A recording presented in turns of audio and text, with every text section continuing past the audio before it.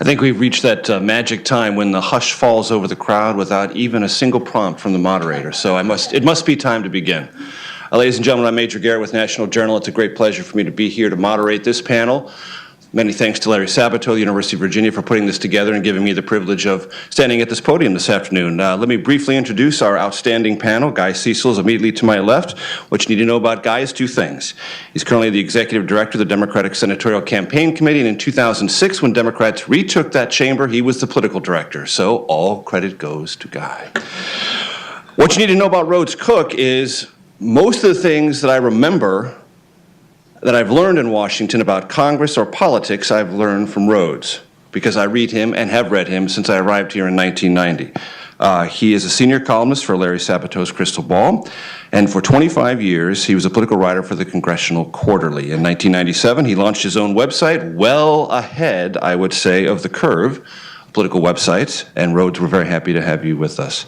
Phil Cox is currently the Executive Director of the Republican Governors Association, and he was the campaign manager for now current Virginia Governor Bob McDonnell. And I want everyone in this audience to raise your hand if you can answer the question I tweeted that election night. Raise your hand if before those votes were counted, you predicted Bob McDonnell would carry Fairfax County. That's what I thought. And finally, at the very end of the panel, Rob Jesmer, who is the Executive Director of the National Republican Senatorial Committee, worked as campaign manager for Texas Senator John Cornyn, and has extensive experience in Republican campaigns around the country, also worked as regional political director at the RNC. It's a great pleasure to have all of you. A quick round of applause for our panel, please. Now, for those of you, the few of you who have not been habitually checking your BlackBerries, I do have a super committee update. It is still writhing in semi-public agony to try to see if a concept can turn into an idea, which might morph into a proposal, which someday could become a legislative product. But I digress. To all four of you, in order, Guy, starting with you and moving down the panel, state for us quickly what you think the current atmospherics in American politics is, what the mood is, what you sense in your own party's internal energy, and what is the most important thing you need to accomplish between now and Election Day for your side to prevail? And Rhodes, obviously you don't have a side, so the zeitgeist question goes mostly to you. Now I have to remember all three. Now I have to remember all three of those things. I would make a couple of points. I think there's no question that whether you are a Republican, an independent, or a Democratic voter, probably the word that most describes you and your relationship to Washington is frustrated. Some people might be angry, some people might be disappointed, but I think everyone is frustrated with what they see as a lack of progress on getting something done, particularly on the issue of jobs, but I think on a whole host of quality of life issues around Medicare, around Medicaid, around unemployment, and they're looking for folks to break through and find a solution. As far as where I think our party is in terms of the base of our party, I can speak as it relates to Senate races in particular, and I think we've seen a lot of enthusiasm around the country as it relates to a lot of the races that we have. Certainly Massachusetts would top that list, but I think there are others, and one of the easiest ways for us to judge that is really looking at the number of folks that participate with the DSCC online. In contributions below $100, we have raised in the first 6 months of this cycle in small dollar contributions what we raised in 16 months in the 2010 cycle. And part of that is that in 2010 we were dealing in large part with a referendum about Democrats where we could merely assert what Republicans would do, and now we have a real-time example of what Republican leadership in the House looks like.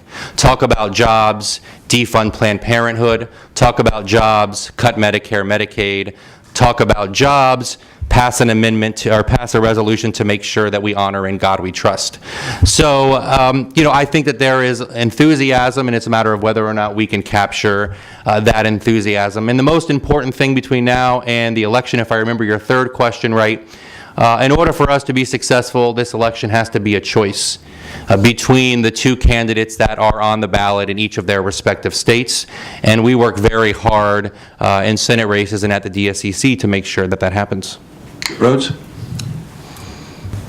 Well, I think zeitgeist might be the right way to put it here is I think I will just back up quite a long way here, maybe too long, and just saying that in my long career, it's basically had two halves in terms of covering politics here in Washington. The first half, it was a predictable half. You know, it started in the 70s and went up through the 80s, up to maybe early 90s. And you had, most of the time, you had a Republican president, a Democratic Congress, and what have you, and changes around the edges, not much happening on, you know, in terms of control of Congress. It was a small ball era, more or less. In terms of changes in congressional seats, it was around the margins. All politics is local, blah, blah, blah. Now, since '92, the last 20 years, I'm still trying to get a handle on all that has happened in American politics and in Washington over the last 20 years, starting with the election of Bill Clinton, you know, the first Democrat in half a generation. Then you had a Perot third-party candidacy that got 20% of the vote. You know, the most since you had to go back to Teddy Roosevelt. Then in '94, you had the Republicans coming out of nowhere to take over control of Congress. Then you have Clinton getting reelected in spite of that in '96. In '97, '98, you had the president being impeached. You know, in 2000, we had you know, that dead heat election with the Congressional Electoral College misfire at the end. And I must say, as an aside, once that result came in, I thought the Electoral College would be gone in one of those proverbial New York minutes. But here it is. It's still there.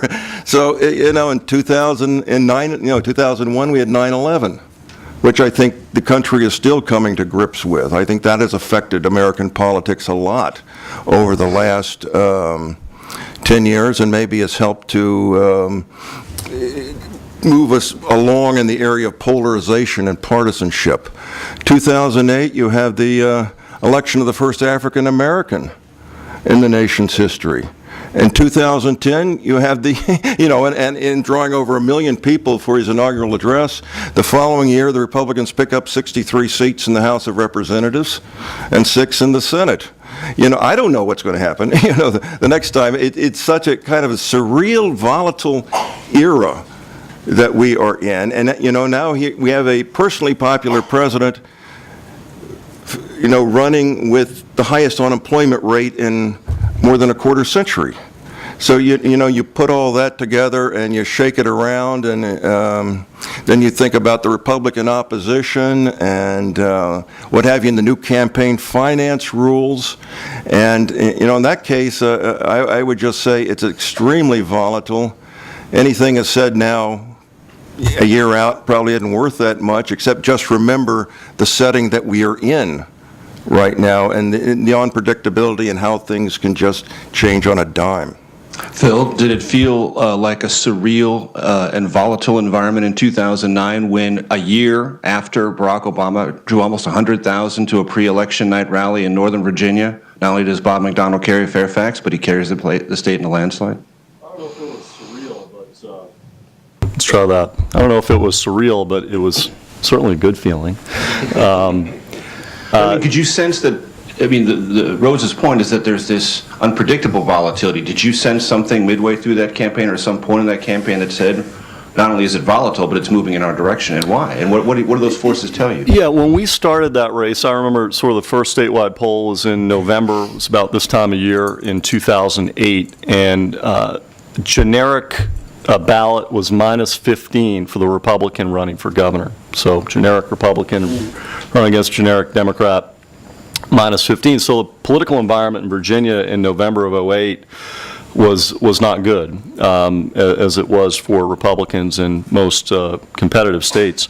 I would say, Major, by mid-June of '09, it was a neutral political environment, with one caveat, which is our voters, our base voters, were far more interested in that 2009 election. There was much more intensity on our side in that election. And I think two things have not changed. One is, I think, when you look at polling and you look at the thermostat question on polls, which sort of ranks how interested voters are between 1 being the least interested and 10 being the most, if you look at the 8 to 10s, which pollsters often break out and look at, Republicans still have a generic advantage among the most interested voters, and we saw that play out in some of these 2011 races. I think our base is fired up. I think they're angry. I think the electorate, I agree with what has been said, is generally pretty depressed about the state of things.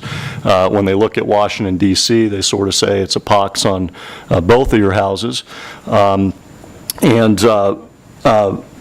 To answer your final question, what is it that we need to accomplish between now and Election Day of 2012 for my position as Executive Director of the Republican Governors Association? It's pretty simple. You raise money as much as you can, you recruit good candidates, and then hopefully you run very issue-driven campaigns. I think one thing that we have seen in relationship to President Obama is that voters generally, and Americans, as they should, are rooting for the president to be successful.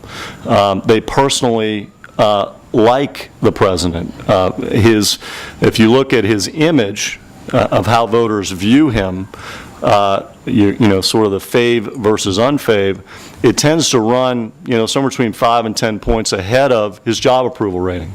So generically, voters look at the president and they want him to do well. They're just not happy with his policies.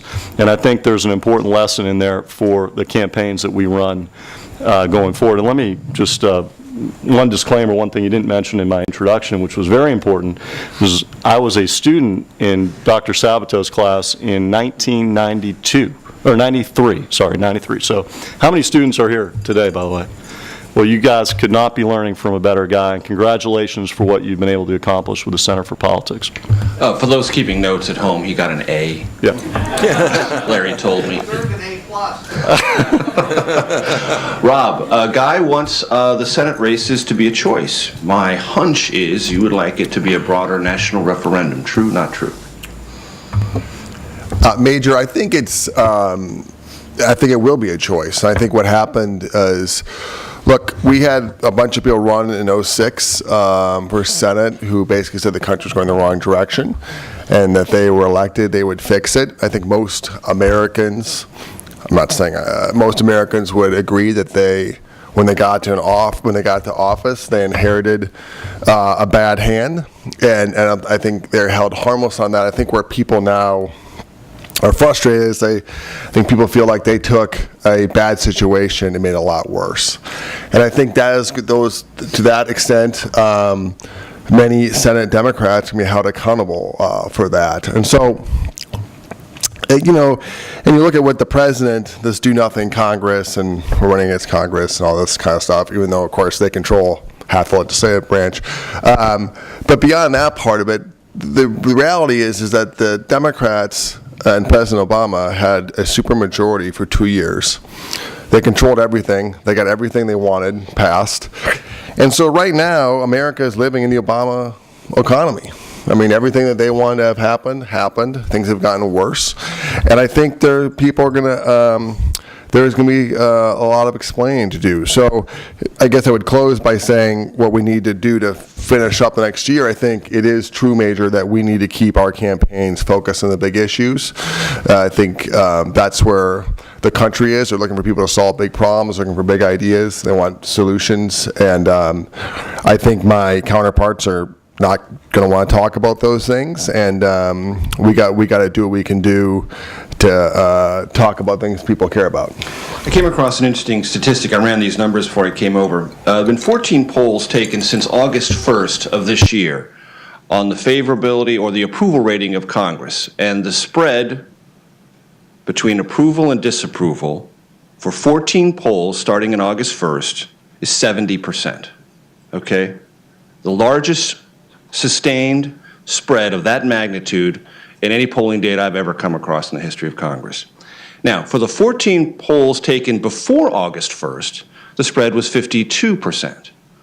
So you had not that Congress was wildly popular before August 1st, but it became much less popular, and we all know about what happened on August 1st. That's when the debt ceiling deal was announced, and all this crisis was averted.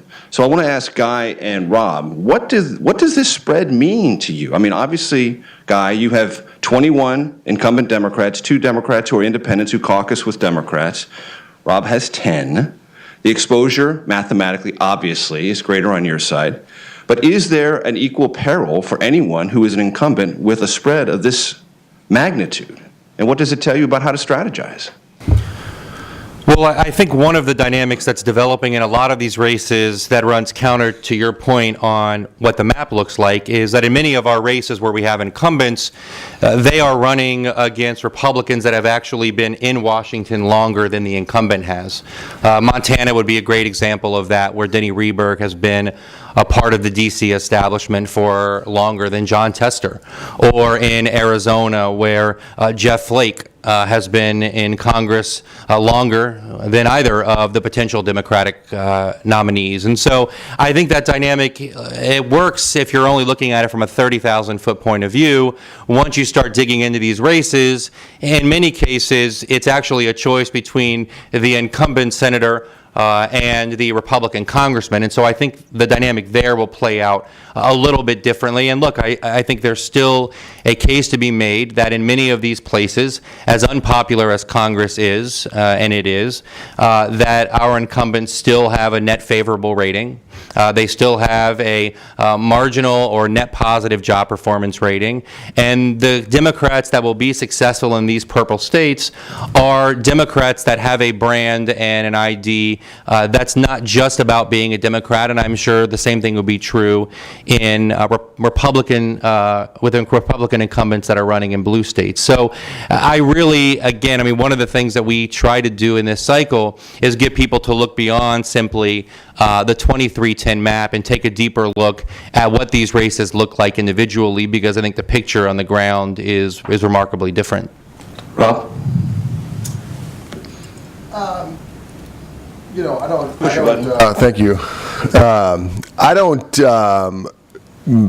disagree that much on the top line of what Guy is saying. I think obviously when you look race by race, look, this is why I'm thinking about the big issues. I said we got to keep focused on the big issues.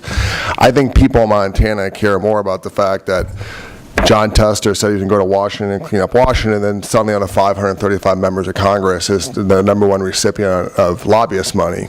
And they voted for the stimulus, he supported the TARP, he supported the bailouts. Those are the things we're going to talk about. And if they want to run ads about Denny Rehberg was in Washington 3 more years or 4 more years than John Tester, then that's certainly their prerogative. I think this is going to be about big issues, and I think people are frustrated with Congress. I think they want real solutions. I think that's why there's so much, onus on the Democrats right now and the president to produce something in the super committee. Right now they look like they're being serious as we're coming down to 6 days left, and we're gone a week without a counter proposal from the Republicans, I think, serious proposal. So these are going to come down to individual races, and people need to make their individual case. Rhodes, what does this spread in congressional disapproval, 70% sustained since August, what does it tell you about the mood of the country, and do you think, writ large, every incumbent of either party ought to be afraid? Well, kind of yuck, about the feelings about Congress. It's I don't know when it has been that bad, but since each party controls a branch and we have divided government, it's hard just to blame, I think, one party, in this. I think what strikes me, too, in terms of incumbents, no, I don't think all incumbents should be worried. I mean, I was intrigued in looking at the 2008 election, comparing the presidential voting with the Senate voting around the country. And when I added up, there were 35 Senate races, and in 28 of them, the party that won the presidential vote also won the senatorial vote. That was an 80% correlation. Now, half a generation back, we didn't have this. Back in '72 and again in '84, when there were big Republican presidential landslides, which extended across 49 states, the Democrats picked up 2 Senate seats each time.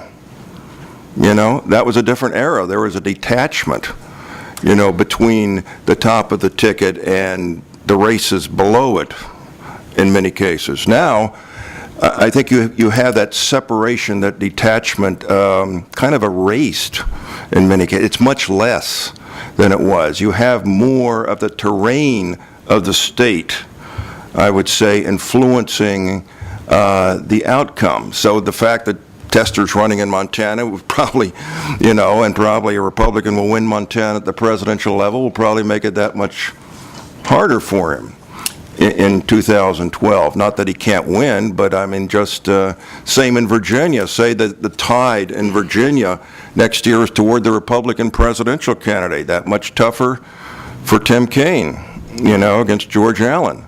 So I think we're seeing more of a correlation on the political map, you know, where it's the red and the blue is not just at the presidential level, but it's beginning to seep further down into the to other races, Senate and Congress particularly. Phil, do you see that dynamic playing out in 2012 for governor's races? No. Well, obviously, it's a different deal because they're running states and they're chief executives, so they have the ability to actually work with the legislature and get things done. And I think the popular governors around the country, Republican governors, have done just that. They have been very results-oriented.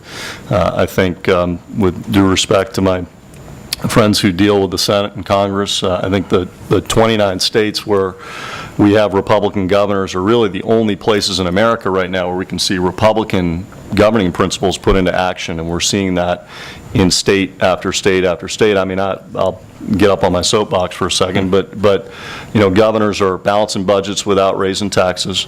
They are tackling unfunded liabilities in their pension system, something we can't seem to do here in Washington, D.C.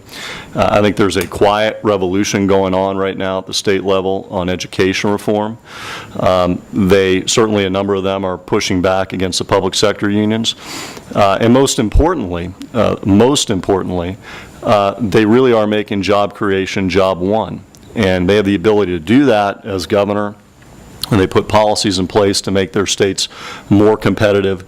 The governors that are successful are doing all of those things and then some. And certainly, as a governor, I think you have a benefit with a Congress with a 20% approval rating of sort of railing against Washington, D.C., and you're certainly not going to see that stop anytime in the next year. Phil, how would you assess the relative success of Governor Walker in Wisconsin and Governor Kasich in Ohio? Yes, they've been bold, but they've encountered significant grassroots resistance. Governor Kasich was dealt an enormous setback just recently on the referendum on question 5, and then after you answer, I'd like Guy and Rob to give me an assessment of what you think these controversies in those states has done at the grassroots level to both your parties. Phil? Well, they took a hit on issue 2. What was little reported was what happened on issue 3, which essentially was a repudiation of the individual mandate encompassed in Obamacare. So I'm not going to dispute that issue 2 did not go the way that Governor Kasich was hoping. In terms of Wisconsin, by the way, it looks like Governor Walker and the Democrats haven't gotten enough, so they're going to go ahead and recall him after going through all that fight in the spring with the state Senate recall. So there'll be another recall election. General election will be sometime probably in late May, early June. But when I look at a state like Wisconsin, you know, I think Scott would tell you that maybe the messaging wasn't completely perfect, but the bottom line is the reforms are working, and he has the ability now to tell that story. His numbers, his job approval has gone from, has basically been a net plus 12 in the last 60 days, and so you're starting to see a gradual movement as voters see that what the left has said would happen, which is, you know, schools crumbling and, you know, grandma being thrown out of the nursing home. None of that stuff actually comes to fruition. It doesn't happen. And so they overreach. They have a tendency of doing that. The other thing is we have numerous historical examples. Mitch Daniels took on the same fights in Indiana in the very first 6 months of his term. His job approval went down into the mid-30s. He got reelected in Indiana in a year when President Obama won that state by 18 points. So my advice to governors is go ahead and take on the tough issues, take them on now, go ahead and spend that political capital, and give yourself time to let these reforms work. And voters are smart. They will reward you for making the tough decisions as long as they see results. And the bottom line is we're getting results. Guy? I would make one other note about what Republican governors are doing before answering your question, if you don't mind, which is systematically going after voting rights in a number of states around the country and potentially impacting millions of votes. It's part of the reason why Bill Nelson will be going down to Florida to hold hearings on the new laws in Florida. Talk about unpopular. I think Rick Scott would challenge Congress for the highest unfavorable rating in the country, but where they not only require now voter ID laws, but on top of that, make it more difficult to register voters, decrease the number of days that early voting is allowed, but by coincidence, and I'm sure it's just coincidence, they don't touch absentee ballot voting laws, which happen to favor Republicans. So I don't think it's just a matter of having bad message that's impacting Rick Scott and John Kasich. I think it's a matter of having bad policy. And the impact that it has on us has actually been quite good. First of all, I think when you look at what's happened in Ohio over the last couple of weeks, when you look at what's happened in Wisconsin over the last several months, it's given us a great opportunity to re-energize and organize a lot of folks that want to be engaged in this process. We think the same thing will happen in Florida. So I think there's a lot of buyer's remorse. I think it's given us a real-time example, again, of demonstrating what Republican leadership looks like. And I think it's curious that the term overreach was used, because I think the most overreach that we've seen has been on the part of Republican governors and on the part of the Republican House members, and I do think it will have an opportunity, or at least a chance, to impact Republican seats. Just I'll give you a one chance quick to respond. response. No one has been more aggressive than Chris Christie in New Jersey. And most recent polling has him now at nearly a 60% job approval rating. He's had another year to show that those reforms can work. And I would, also point folks to my good friend and the governor of Virginia, who literally is at a 70% job approval rating in a state that is a swing state. It's completely split. So when both of those guys were elected in '09, they had one more year for those reforms to work. And I believe I believe you're going to see that in other states across the country. Rob, real quick, are governors' agendas, Republican governors' agendas, changing the dynamic at the grassroots level, in your opinion? Well, I think, as Phil said, in many instances, it provides, I think, validation of what Republicans could do in Congress. They had control, that it works, and certainly in Governor Walker's case, it's working well, and from just a policy point of view in New Jersey. But I don't think, generally speaking, these things have a great deal of, we're running on federal issues and debt and the budget and jobs, and I think most of that stuff is different. And I think, to the extent... How about on fundraising, voter mobilization, energy, all those sorts of things, the intangibles, if you will? Yeah, look, I just, maybe I'm too flippant on these things. I just think it's a presidential year. Our base can be motivated, their base can be motivated. I don't think one governor or this or, the idea that the Democratic base can be motivated because governors are asking people to validate themselves to be a legal voter, I just think is just kind of, I just don't think that's going to matter that much at the end of the day. Very good. I will let you know that we'll open this up for questions from the audience in about 10 minutes. Rhodes, I want to start with you, and I want the whole panel to address this. Rhodes, taking into account your, I think, accurate assessment that it's very difficult in this volatile environment to predict with absolute precision what's going to happen a year from now. But let me lay this before the panel. A year from now, we will say what about the Tea Party and Occupy Wall Street? It mattered a lot. It didn't matter at all. It mattered at the margins.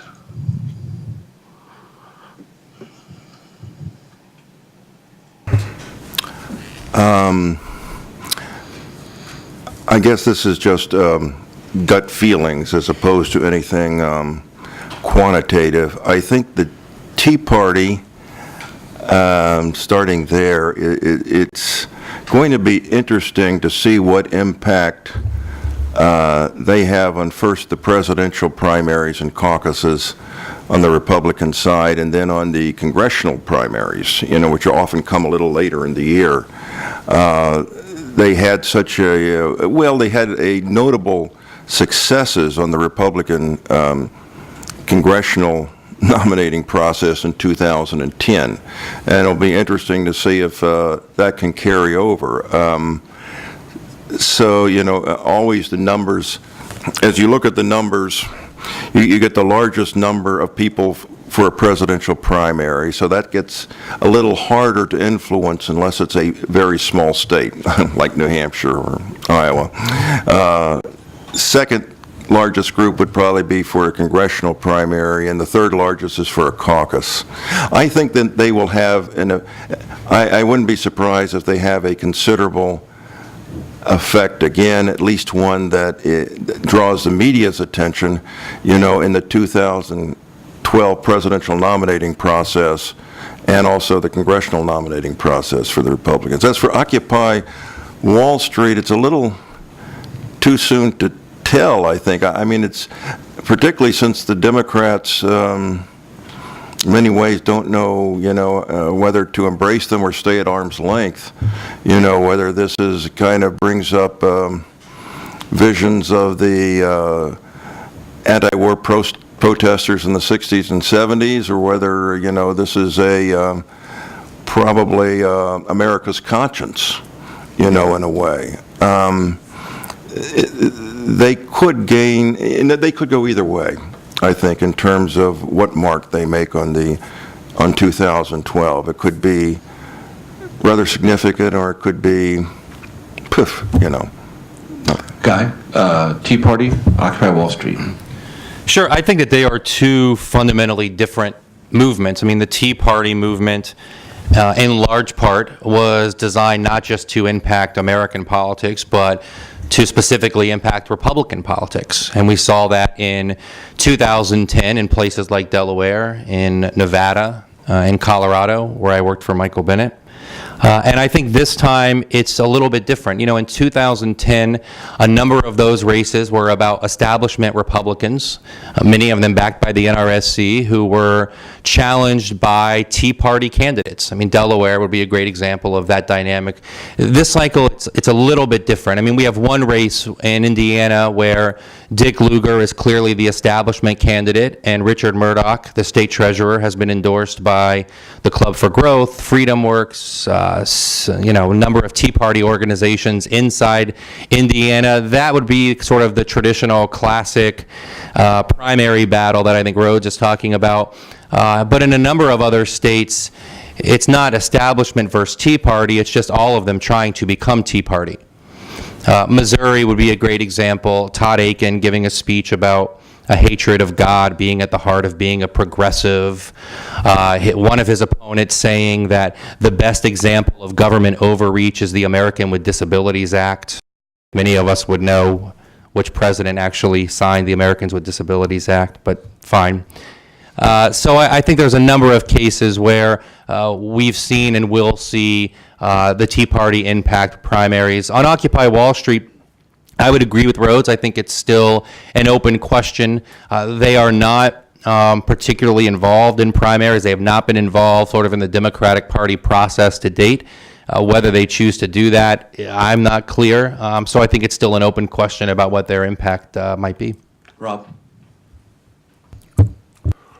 Well, I mean, it's hard to get involved in the election in the elections when you're busy ruining public parks and sexually assaulting people, and in one case shooting someone in Oakland. So I don't think that I don't think they will be involved in it, but I do think it is I don't think Middle America looks at Occupy Wall Street and says these people represent what we're going through in any way, in any stretch. They're being thrown out by, what I find interesting is Democratic mayor after Democratic mayor are throwing these people out of their cities. And, in one case, we had Elizabeth Warren, who said that she was intellectual foundation for the Occupy movement, and then doubled down on it a week later and said that. So I think it's an interesting approach to gaining votes. But I think largely, look, we have issues in our every party has issues at times. I mean, Senator Specter lost a primary, Senator Lincoln lost a primary, Senator Bennett nearly lost a primary. These things happen once in a while. I think at the end of the day, the Tea Party embraces a lot of what people were worried about, which is they want, today, for instance, the national debt went to $15 trillion. It was a little over 10 trillion when President Obama was elected. So they've managed to do in 3 years what President Bush did in 8 years, and they ran on controlling spending. So I think that people want to get the government and spending under control, and that's what this election is going to be about.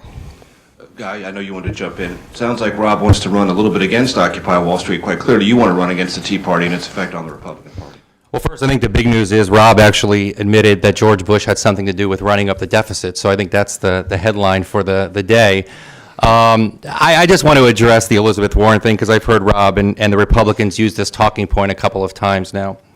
The part that Rob, of course, coincidentally leaves out of his talking point, and the thing that Karl Rove left out of his television ad attacking Elizabeth Warren, is that she preceded those comments by saying, everyone needs to obey the law.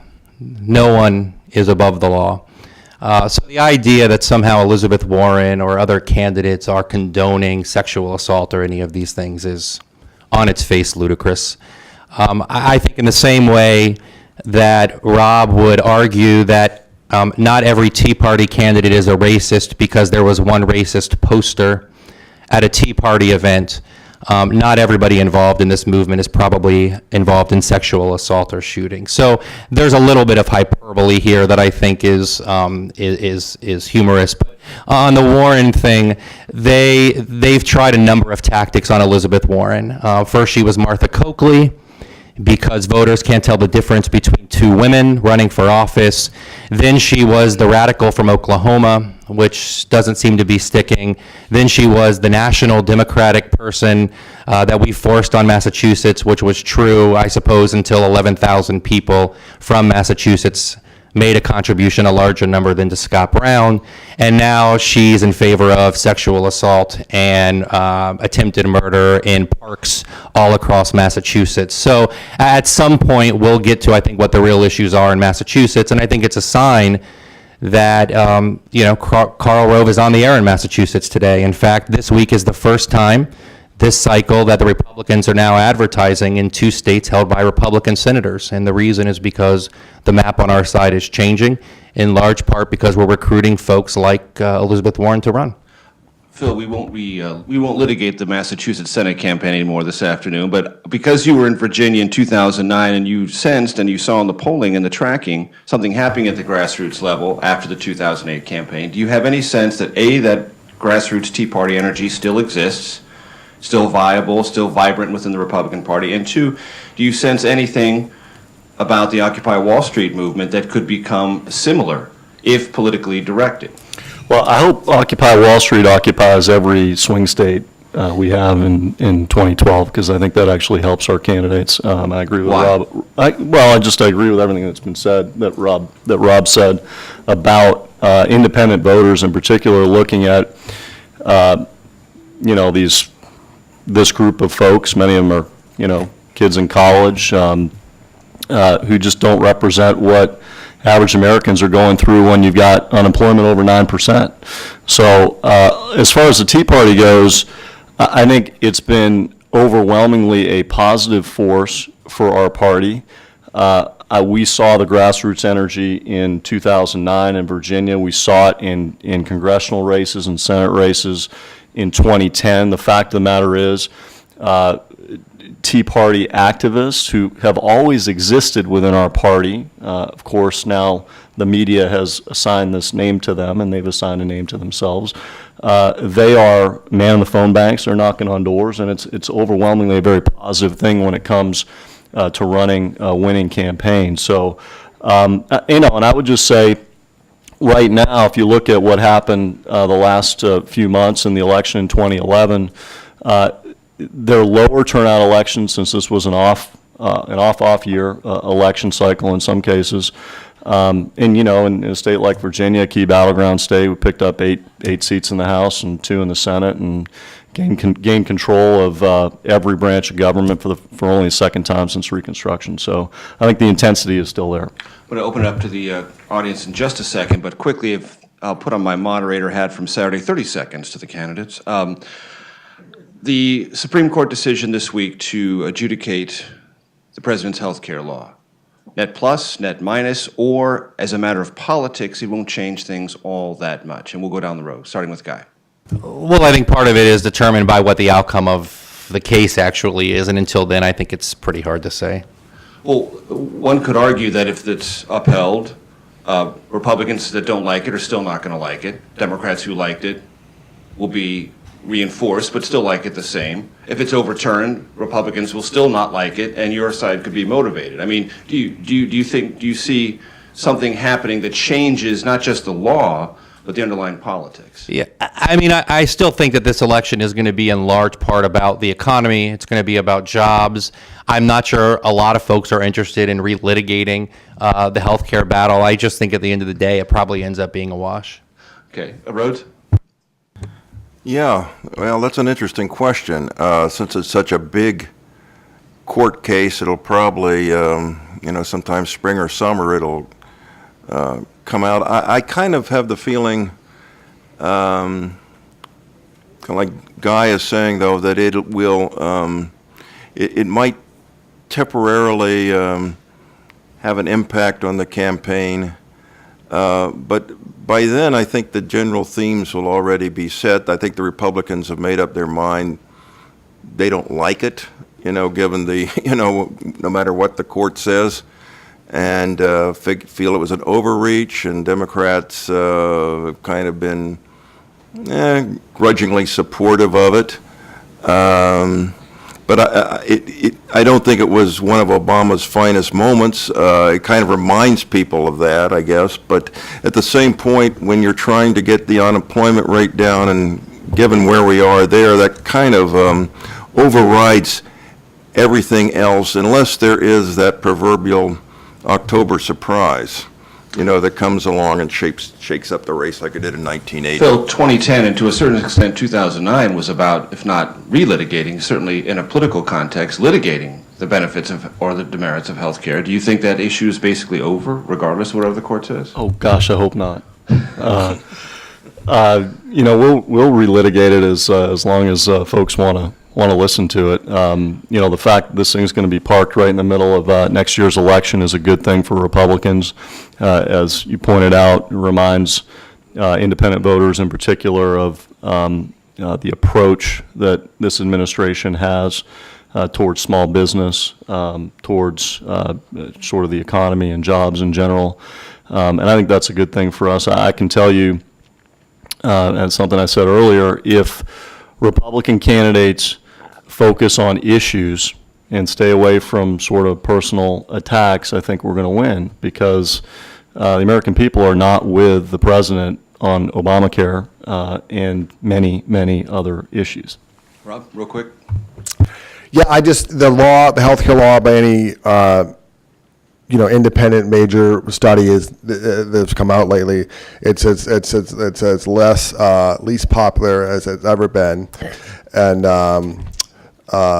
so I think the fact that we'll be talking about this next spring and the ramifications of it again is great news for us. I certainly think in a place like Missouri, where the Attorney General, the Democratic Attorney General, actually joined the Republican Attorney Generals and advocating and saying that against the individual mandate, contrary to what Claire McCaskill voted for, a place like that will be helpful. But I think anytime we're talking about Obamacare, it's really unpopular. People really don't like it. I mean, look, their own people don't like it. Union after union after union is applying for a waiver. I mean, it's like if they thought it was a great idea, they wouldn't be applying for waivers. So I think it's a great, it's a good thing for us to be talking about. Okay, now opening this up for questions. Students, this is your opportunity to really impress Larry, so I encourage you to raise your hand. But I see someone in the back. Someone? Yeah, sir, right there.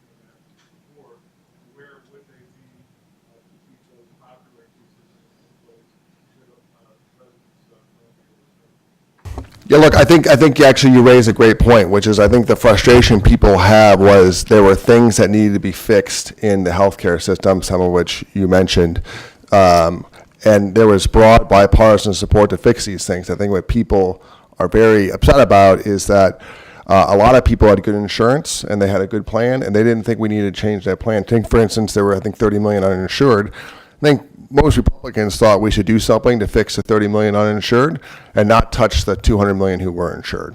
And that's the general problem here is we're moving to a Western European system, which I think most Americans are not for. And every poll basically bears it out. I mean, the one thing I would say, they say Republicans and Democrats made up their mind on this, so have independents. And by an overwhelming margin, they are opposed to this, to Obamacare. And I think when and if it's thrown out, certainly there'll be some things done by, I hope, in a bipartisan support at that time to fix some of these things you mentioned. Next question. Right here. I'll ask, how do you think redistricting played in the 2011 election in Virginia? Well, the Republicans drew the map for the State House and picked up 8 seats and are now at a historic high water mark. And the Democrats drew the map on the Senate. The governor vetoed the initial map, got a slightly improved map on the Senate side, but still very favorable to the Democrats. And we managed to pick up 2 seats, 2 state Senate seats, for a 2020 tie, but we have a lieutenant governor, which gives us functional control of that body. So that's a good question, and redistricting does matter in the outcomes of elections.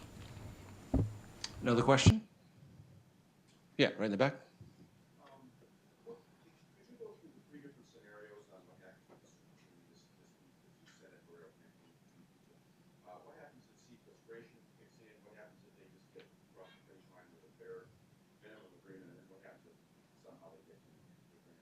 Just a quick summary of the question for those in the back who may not have heard it. What happens if the supercommittee does one of 3 things? It either fails, it reaches the bare minimum, which is 1.2 trillion over 10 years, or gets a grand bargain, which would be somewhere in 4 trillion or above. To the 2 senatorial committee guy, I'll have you go first. The political implications, what happens in the real world after that? I mean, part of it is not clear simply because the supercommittee is obviously split evenly between Democrats and Republicans. And so I think the impact on individual races is still pretty unclear. There was a poll out today. The large majority of Americans aren't paying attention to the supercommittee, don't think it's going to work, and don't really care. I think in the long run, what does the impact on November of next year? I think the chances are it's pretty minimal. It's almost impossible for the approval rating of Congress to drop any further. If there's a grand bargain, I think the real question will be, what happens with individual races, individual senators, House members, how do they vote on the final bill that comes out of the supercommittee? I just think there's a lot of time left to figure out, or to really figure out what the impact's going to be. I think it's pretty unclear. Rob?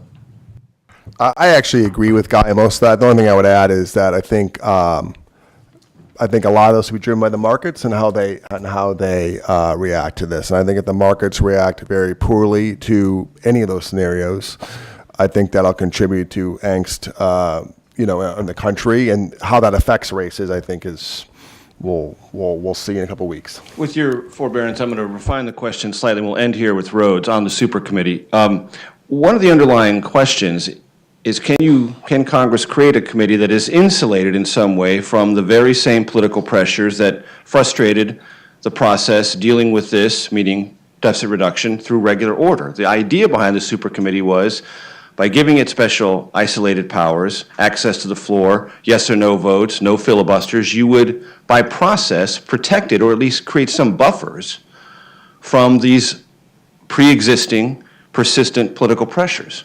Do you think that was a theory, a valid theory, and what do you think our experience, what we know about the supercommittee so far, tells us about that experiment? Well, I hate to end on such a down note. First of all, I was I must say that one of the limitations, I would say, of my entire career is that I stayed in the elected end of politics.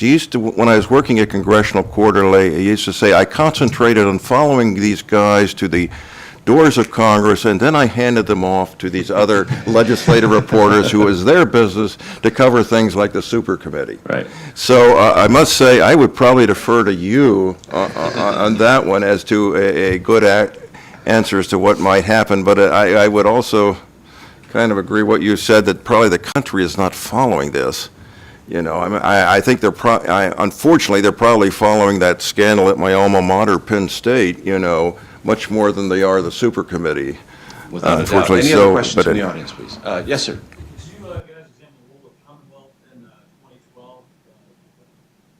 Unemployment's around, I think, 7% below the national average. Governor sitting at the high 60s. I was on CNBC promoting, talking about job growth in Commonwealth. And that's on CNBC almost as often as Maria Bartiromo. There's a widening coalition of voters from Alexandria to Sterling to PwC to Arlington. So it's just sort of the full realignment last week, just sort of examine the impact of the week.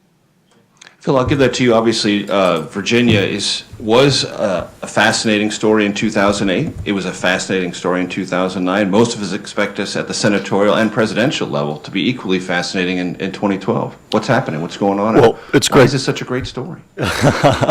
Well, first of all, it will be a battleground state next year. I mean, you look at the Allen and Kane numbers, and it's essentially a dead heat right now, and I think it's going to continue to be that way.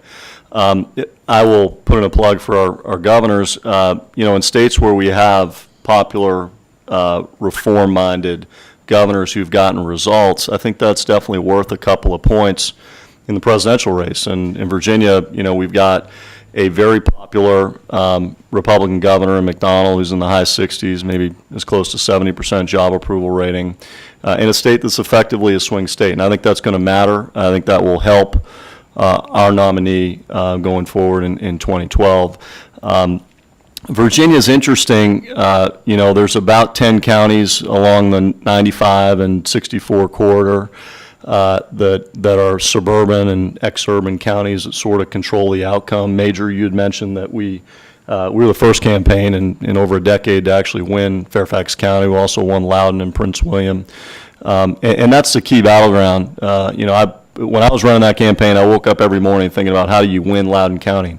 Because if you win Loudoun County, you're going to win the state. And so I think it's going to be a very competitive race in 2012 between Kane and Allen. Both of those folks, they're good campaigners, they're good candidates, they're going to raise a lot of money. They both have images that are both somewhat in Washington, D.C. and somewhat apart from Washington, D.C. Both were governors. They have an image in the minds of voters that are not just simply Washington, although both campaigns will try to make them that way, I'm sure. One last question. I'll run right down the panel real quick. Historically, we've thought of Ohio, Florida as the crucial states in presidential elections. Would you say in this coming up cycle, Virginia will be more important than Ohio or Florida? Yes or no? Guy? No. Okay. Rose? As important. no, just strictly because of the electoral vote. You know, Florida has twice as many. I think it'll be as important. I agree. I agree. Okay, very good. With that, we'll conclude. Thank you very much for your attention. It's been a fantastic audience, and thanks very much to the panel.